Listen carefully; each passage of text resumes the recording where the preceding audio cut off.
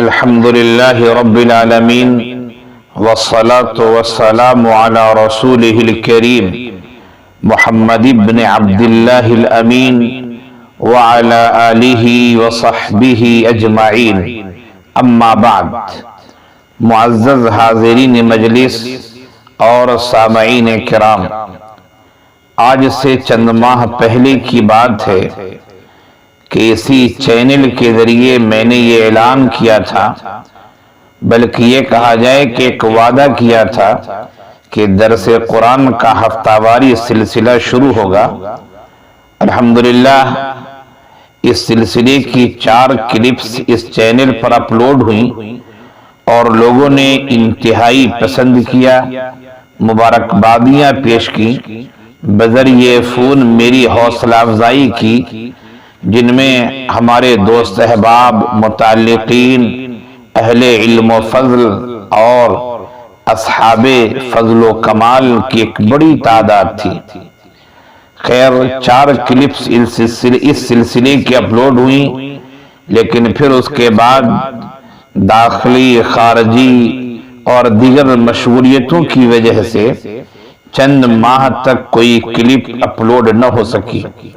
مجھے افسوس ہے، میں معذرت خواہ بھی ہوں کہ آپ منتظر تھے، انتظار میں تھے کہ اب اپلوڈ ہوگی تب ہوگی، لیکن ہوئی تاخیر تو کچھ باعث تاخیر بھی تھا، تاخیر ہوئی۔ پھر ہم اس سلسلے کو شروع کرتے ہیں اور انشاءاللہ یہ سلسلہ دراز ہوگا۔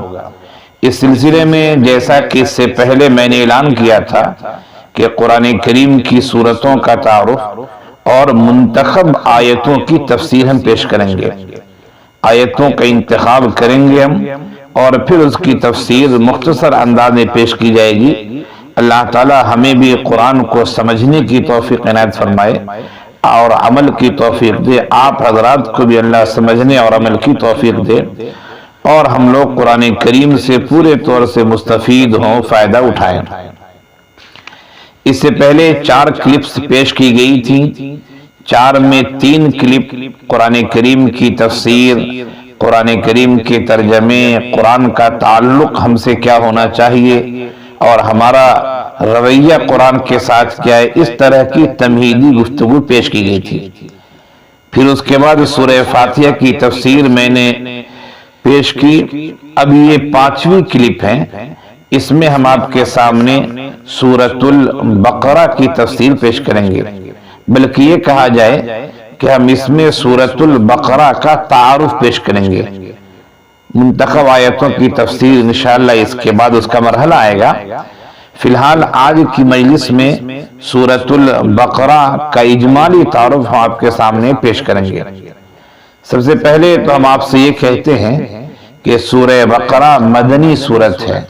اس سے پہلے ہم نے وضاحت کی تھی کہ بعض سورتیں مکی کہلاتی ہیں، بعض سورتیں مدنی کہلاتی ہیں۔ مکی اور مدنی کا کیا مطلب ہے، علماء کرام کے مختلف اقوال ہیں، لیکن راجح قول یہ ہے کہ جو سورتیں، جو آیتیں ہجرت سے پہلے نازل ہوئی ہیں ان کو ہم مکی کہتے ہیں، اور جو سورتیں ہجرت کے بعد نازل ہوئی ہے اسے ہم مدنی کہتے ہیں، اگرچہ وہ مکے ہی میں نازل ہوئی ہوں۔ یہ راجح قول ہے اور اسی کو علماء نے سب سے درست اور سب سے صحیح قول قرار دیا ہے۔ تو اس لحاظ سے سورہ بقرہ مدنی ہے، یعنی ہجرت کے بعد نازل ہونے والی سورتوں میں اس کا شمار ہے۔ بقرہ کے معنی کیا ہیں؟ بقرہ کے معنی ہیں گائے اور بیل کے، چونکہ اس سورت میں بنی اسرائیل کا ایک واقعہ ذکر کیا گیا ہے جس کا تذکرہ آیت نمبر 67 یعنی 67 سے لے کر 73 تک، 73 تک یہ واقعہ مذکور ہے، جس میں ایک گائے کو ذبح کرنا اور پھر ایک قاتل کے پتہ چلانے کا واقعہ مذکور ہے۔ اسی مناسبت سے اسے سورۃ البقرہ کہتے ہیں۔ جس طرح سورتوں کے مختلف نام ہوتے ہیں، جیسے ہم نے سورۃ الفاتحہ کی مناسبت سے بتایا تھا آپ کو کہ اس کے اور بھی نام ہیں، اسی طرح سورۃ البقرہ کا بھی ایک نام ہے جس کو اللہ کے رسول صلی اللہ علیہ وسلم نے فستات القرآن کہا ہے، فستات القرآن۔ ایک اور سورہ بقرہ کا نام ہے، اللہ کے رسول نے فرمایا سنام القرآن۔ یہ نام وہ ہیں جو آپ کو تفسیر کی کتابوں میں اور اسی طرح علوم القرآن کی کتابوں میں آپ کو مل جائیں گے۔ گویا کہ 3 نام سورہ بقرہ کا میرے سامنے 3 نام آئے، ایک سورۃ البقرہ، ایک فستات القرآن اور ایک سنام القرآن۔ سورہ بقرہ ایسی سورت ہے کہ اسے کچھ امتیازی شان حاصل ہے۔ یوں تو پورا قرآن امتیازی شان والا ہے، اللہ کی کتاب ہے، کسی بندے کی کتاب نہیں ہے، پورا قرآن ہی امتیازی شان والا ہے۔ لیکن ان تمام سورتوں کے درمیان جو قرآن میں مذکور ہیں، سورۃ البقرہ کی ایک اہمیت ہے اور کچھ امتیازی پہلو ہے۔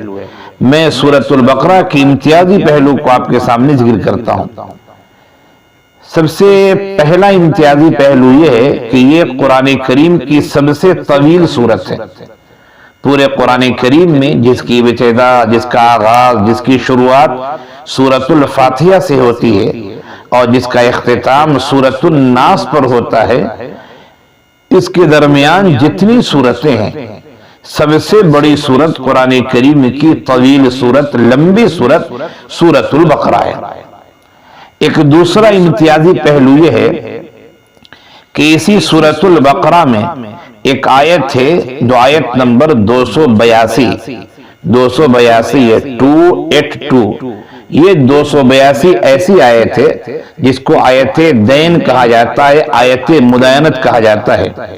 یہ قرآن کریم کی سب سے لمبی آیت ہے۔ اتنی لمبی آیت دوسری قرآن کریم میں کوئی اور نہیں ہے۔ اس آیت کی ابتدا ہوتی ہے یا ایھا الذین آمنوا اذا تداینتم بدین الی اجل مسمی۔ دین کے متعلق کچھ اصول و ضوابط یہاں ذکر کیے گئے ہیں۔ یہ قرآن کریم کی سب سے طویل آیت ہے جو طویل سورت سورہ بقرہ میں مذکور ہے۔ اسی طرح سورۃ البقرہ کا ایک امتیازی پہلو یہ بھی ہے کہ ایک آیت جو 281 نمبر ہے 281 281، وہ آیت یہ ہے وَاتَّقُوا يَوْمًا تُرْجَعُونَ فِيهِ إِلَى اللَّهِ ثُمَّ تُوَفَّى كُلُّ نَفْسٍ مَا كَسَبَتْ وَهُمْ لَا يُظْلَمُونَ۔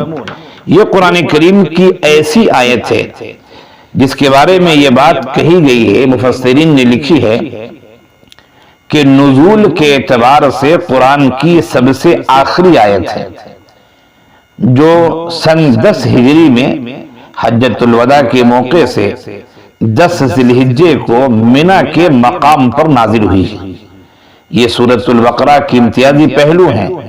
ایک اور آیت ہے سورۃ البقرہ میں جس آیت کو ہم آیت الکرسی کہتے ہیں۔ آیت الکرسی قرآن کریم کی انتہائی اہم آیت ہے، انتہائی اہم آیت۔ اللہ کے رسول صلی اللہ علیہ وسلم نے اس آیت کو یعنی آیت الکرسی کو قرآنی آیتوں کا سردار کہا ہے۔ ترمذی شریف کی روایت ہے، یہ روایت ترمذی شریف میں مذکور ہے کہ قرآنی آیتوں کا سردار کہا گیا ہے، اور یہ جس کو ہم آیت الکرسی کہتے ہیں انتہائی شان و شوکت والی آیت ہے۔ یہ آیت نمبر 255 ہے جس کی ابتدا ہوتی ہے، آیت کی ابتدا اللہ لا الہ الا هو الحی القیوم لا تأخذہ سنۃ ولا نوم، اخیر تک۔ یہ بہت اہم آیت ہے۔ اللہ کے رسول صلی اللہ علیہ وسلم نے اس آیت کے سلسلے میں یہ بات ارشاد فرمائی کہ جس پہلی بات تو یہ ارشاد فرمائی جو میں نے بتایا کہ یہ آیتوں کا سردار ہے۔ دوسری بات یہ اسی روایت میں مستدرک حاکم کی روایت ہے اور بھی دوسری کتابوں میں ہے کہ جس گھر میں بھی آیت الکرسی پڑھی جائے گی اس سے شیطان بھاگ نکلے گا۔ اسی طرح آپ صلی اللہ علیہ وسلم نے یہ بھی فرمایا جو شخص رات میں سوتے وقت اس آیت کو پڑھ لے گا یعنی آیت الکرسی کو، صبح تک شیطان سے اس کی حفاظت ہوگی۔ اللہ کے رسول صلی اللہ علیہ وسلم نمازوں کے بعد اس آیت کے پڑھنے کا اہتمام کرتے تھے۔ سلام پھیرنے کے بعد آپ عموماً اس آیت کو پڑھا کرتے تھے۔ اسی طرح قرآن کریم کی یعنی سورۃ البقرہ کی آخری 2 آیتیں جو ہیں وہ انتہائی اہمیت کی حامل ہے۔ اللہ کے رسول صلی اللہ علیہ وسلم نے ارشاد فرمایا کہ جو شخص سورۃ البقرہ کی آخری دو آیتیں رات کو پڑھ لے تو یہ اس کے لیے کافی ہیں۔ کافی کا مطلب یہ کہ شیاطین ہیں، جنات ہیں، سحر ہیں، دیگر مسائل ہیں، مشکلات ہیں، مصائب ہیں، اللہ ان سب چیزوں سے انہیں محفوظ رکھے گا۔ اسی طرح سورہ بقرہ کی اس آخری دو آیتوں کے بارے میں کہا گیا ہے کہ یہ معراج کے تحائف میں سے ہیں۔ اللہ کے رسول صلی اللہ علیہ وسلم کو معراج میں جو تحفے ملے ہیں ان تحائف میں سے یہ سورۃ البقرہ کی آخری دو آیتیں بھی ہیں۔ اسی طرح سورۃ البقرہ کے فضائل میں بھی متعدد احادیث ہیں۔ اللہ کے رسول صلی اللہ علیہ وسلم نے ارشاد فرمایا کہ سورہ بقرہ پڑھا کرو، اس کا سیکھنا برکت ہے اور اس کا چھوڑ دینا حسرت ہے، اور جادوگر اس کی قدرت نہیں رکھتے۔ ایک دوسری حدیث میں ہے کہ تم اپنے گھروں کو قبرستان نہ بناؤ، جس گھر میں سورہ بقرہ پڑھی جاتی ہے اس میں شیطان داخل نہیں ہوتا ہے۔ اللہ کے رسول صلی اللہ علیہ وسلم کا ارشاد ہے کہ قرآن کریم کی بلندی سورہ بقرہ ہے۔ تو سورۃ البقرہ قرآن کی بڑی سورت ہے، اس کے جو امتیازی پہلو ہیں، اس کے جو فضائل ہیں، اس سلسلے کی چند باتیں ہم نے آپ کے سامنے پیش کی۔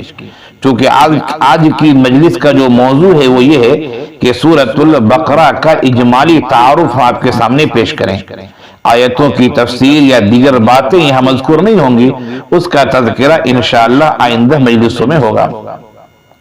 سامعین کرام، قرآن کریم کی عظیم سورت اپنے اندر بہت سارے مضامین رکھتی ہے۔ اس سورت کے اندر بہت سارے مضامین ہیں، بہت سارے مسائل ہیں، بہت ساری باتیں ہیں جو قرآن کی اور سورتوں میں اس وافر مقدار میں اور اتنی تعداد میں نہیں ہے۔ اہل علم کے بیان کے مطابق، جیسا کہ تفسیر ابن کثیر میں بھی یہ بات مذکور ہے کہ اہل علم نے یہ بات کہی ہے کہ سورۃ البقرہ میں 1000 خبریں، 1000 باتیں، خبریں، 1000 اوامر اور 1000 نواہی ہیں۔ اب 1000 خبر، 1000 اوامر، 1000 نواہی، اب بتائیے کتنے زیادہ احکامات اس میں، کتنی باتیں ہوں گی، ذرا آپ خود سوچ سکتے ہیں۔ قرآن کریم کی سورت ہے سورۃ البقرہ، اس کی ابتدا اسلام کے بنیادی عقائد سے ہوتی ہے۔ الف لام میم ذالک الکتاب لا ریب فیہ، یہاں سے اس کی ابتدا ہوتی ہے۔ اسلام کے بنیادی عقائد جو ہے وہ توحید و رسالت ہیں، آخرت کی باتیں ہیں، وہاں سے سورت کی ابتدا ہوتی ہے۔ اور پھر اس کے بعد انسانوں کی 3 قسمیں، مومن، کافر اور منافق، ان تینوں قسموں کا تذکرہ ہے۔ اس کے بعد حضرت آدم علیہ السلام کی پیدائش کے واقعے کو، جسے ہم تخلیق آدم کا واقعہ کہتے ہیں، اسے بیان کیا گیا۔ پھر اہل کتاب پر اللہ تعالیٰ کی جو نعمتیں ہوئی ہیں، یعنی بنی اسرائیل پر، اور پھر ان لوگوں نے جو ناشکریاں کی ہیں، اس کا بھرپور انداز میں تذکرہ ہوا ہے۔ پھر حضرت ابراہیم علیہ السلام کے ساتھ خانہ کعبہ کی تعمیر کا جو واقعہ ہے، حضرت اسماعیل علیہ السلام ساتھ میں تھے، خانہ کعبہ تعمیر کر رہے تھے، ان باتوں کو بیان کیا گیا۔ ان کے علاوہ عبادات کا بھی تذکرہ ہے، معاشرتی زندگی کا بھی تذکرہ ہے، خاندانی امور کا بھی تذکرہ ہے، حکمرانی سے متعلق بھی چند باتیں پیش کی گئی ہیں۔ اور اگر آپ تفصیل میں آئیں تو میں یہ کہہ سکتا ہوں کہ اس صورت میں نماز و روزے، نماز، زکوٰۃ کی فرضیت وغیرہ کے علاوہ جادوگر کے بارے میں کچھ باتیں بتائی گئی ہیں، جادو کرنے کی حرمت کا تذکرہ ہے، اور قانون قصاص، جو اسلام نے قصاص کا قانون رکھا ہے، وصیت کا جو احکام ہے، روزے کے جو احکام ہیں، اور چاند کی تاریخ کا تذکرہ ہے، جہاد اور حج اور عمرہ کے مسائل ہیں، شراب، جوئے، اسی طرح یتیموں سے متعلق بہت ساری تنبیہات ہیں، نکاح کے مسائل ہیں، نکاح کی باتیں ہیں، طلاق کے قوانین اور رضاعت، اور اسی طرح عدت اور مہر، یعنی مختلف معاشرتی زندگی کی جو باتیں ہوتی ہیں، انسانی سماج کی جو باتیں ہیں، اسلام نے جو طور طریقہ سکھایا ہے، اس سلسلے کی بہت ساری باتیں بیان کی گئی ہیں۔ یہ سورہ بقرہ کا اجمالی تعارف میں نے آپ کے سامنے پیش کیا. انشاءاللہ اس کے بعد سلسلہ جاری رہے گا. آپ بھی فائدہ اٹھائیں، اللہ تعالی ہمیں بھی فائدہ اٹھانے اور فائدہ پہنچانے کی توفیق عنایت فرمائے، اور قرآن سے ہم سب کا رشتہ مضبوط ہو جائے. اس مجلس میں جو باتیں آپ کے سامنے رکھی گئیں وہ سورۃ البقرہ کے اجمالی تعارف کے طور پر چند باتیں پیش کی گئی ہیں. انشاءاللہ آئندہ متعدد مختلف منتخب آیتوں کی تفسیریں بیان کی جائیں گی. انہی باتوں پر اس مجلس کا اختتام کیا جاتا ہے. وآخر دعوانا ان الحمد للہ رب العالمین.